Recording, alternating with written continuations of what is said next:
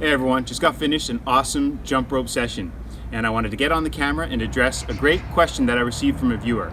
A viewer asked me, how do I keep my exercise clothing, the clothes that I wear when I jump rope for example, smelling fresh or keep them clean?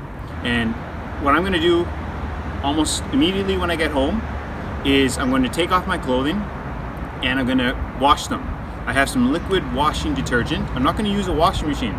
I'm going to fill up a basin of water with some liquid washing detergent, and I'm going to wash my clothes by hand for a few minutes, and then I will throw them in the wash machine and spin them to dry them off a little bit, and then I hang them outside, and then they're dry by the next day for the most part.